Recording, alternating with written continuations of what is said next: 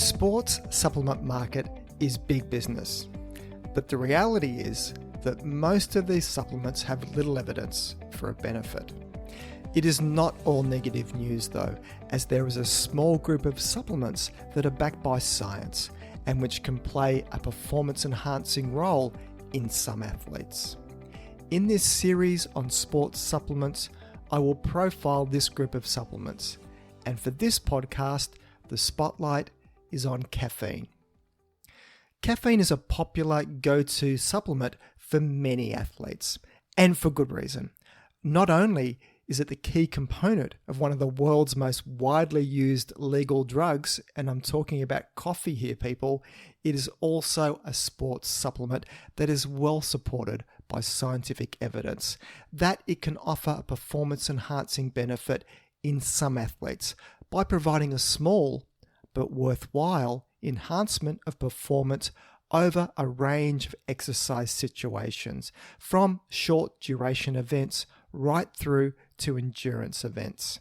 In fact, caffeine was one of the few supplements to get the tick for having good evidence behind it in the 2018 IOC consensus statement on dietary supplements for use by high-performance athletes. And I'll link to this document in the show notes.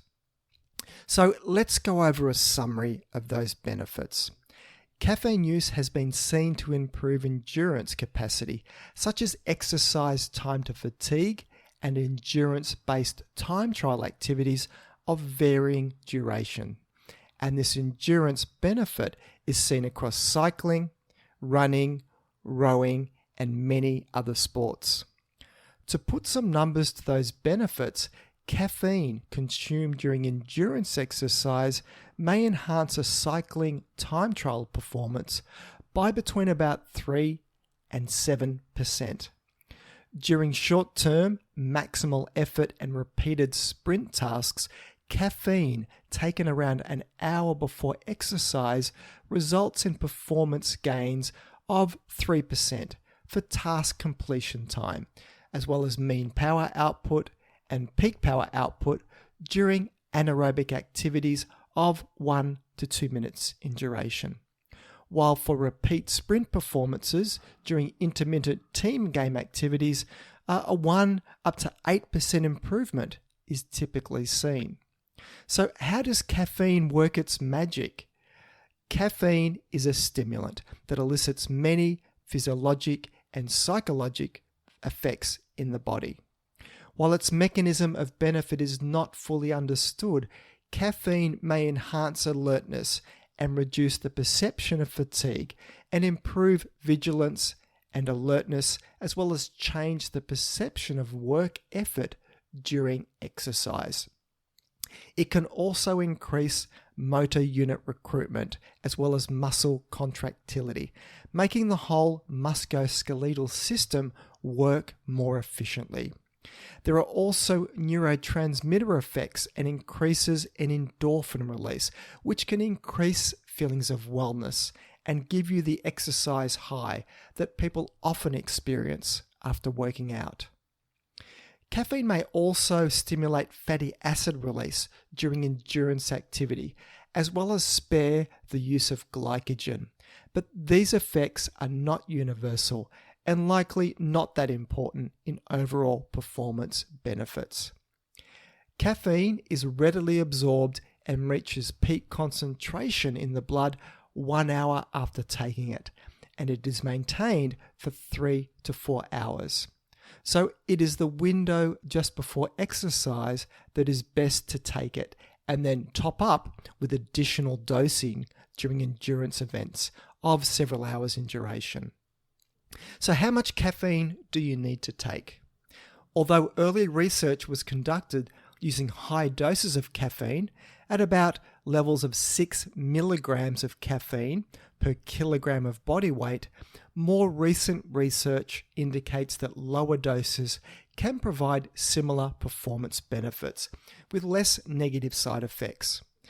Individual responses to caffeine vary, but typically doses in the range of 1 to 3 milligrams of caffeine per kilogram body weight is sufficient to improve performance. So for a 70 kilogram athlete, that's a range of 70 to 210 milligrams of caffeine.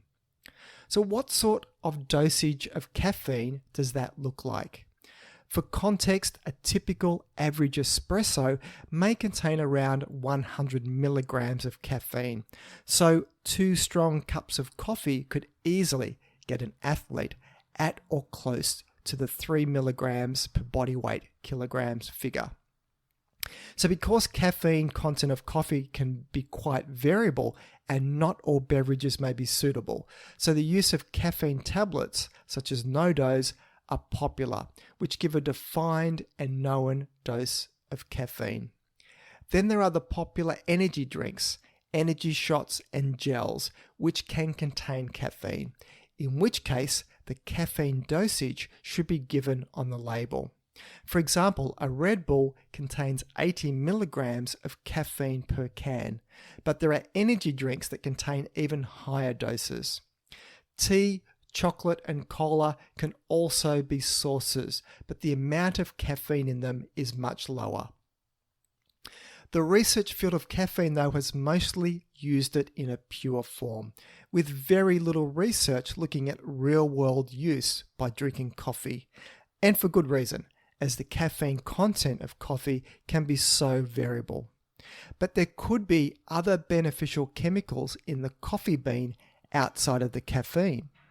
In fact, one study in 8 trained male triathletes found that laboratory cycling time trial performance was 5% better and with greater power output when using either coffee or pure caffeine compared to a non-caffeine placebo drink or compared to decaffeinated coffee. So both coffee and caffeine are both able to improve exercise performance, but in this study at least, the caffeine content of the coffee was measured, so it could be compared against pure caffeine. And you'd have to say, based on these results, it's the caffeine that gives the greatest benefit, not other chemicals that may be found in coffee. So the one point for budding athletes to be aware of is that the amount of caffeine in coffee can be quite variable, meaning it is hard to know exactly what dose a person is having. But not everybody responds the same to caffeine, and there is some evidence that this could be because of genetics, where the presence or absence of genetic variations in a gene called CYP1A2, which is part of your liver detoxification system, can mean a person is either a rapid or slow metabolizer of caffeine. And this could explain some of the variation in responses to caffeine seen in clinical trials. So the possible sports benefits of using caffeine, though, must be weighed against its downsides, and that's a risk of increased heart rate, anxiety, and over-arousal, as well as sleep disturbances and gastrointestinal upsets if you take too much of it or are very sensitive to it. Caffeine's effects on hydration, though, are likely very much overstated, especially in habitual consumers, and that's you, coffee addicts, with fluid balance studies showing little impact on hydration at the doses that have been shown to enhance performance.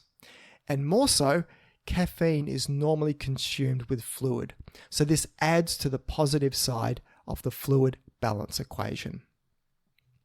Caffeine is one of the few nutritional supplements for which research has consistently shown a sports performance benefit. The use of all supplements and sports foods by athletes, though, involves a balance between the potential benefits set against potential risks, such as health side effects, anti-doping rule violations from contamination, and redirection of resources from real performance-enhancing factors. So take this into account when considering taking any sports supplement, and seek out personalized advice from a sports dietitian. You can connect with an accredited sports dietitian, as well as access a great range of resources through the website of Sports Dietitians Australia at sportsdietitians.com.au. So that's it for today's show. You can find the show notes either in the app you're listening to this podcast on, if it supports it, or else head over to my webpage at thinkingnutrition.com.au and click on the podcast section to find this episode to read the show notes. If you find this podcast of value, then please consider sharing it with your friends and colleagues, or maybe even leave a review. This all helps increase the ranking and reach of the podcast, which means a big win for credible, evidence-based nutrition messages while helping to dilute out the crazy and making the world a slightly less confusing place. I'm Tim Crowe, and you've been listening to Thinking Nutrition.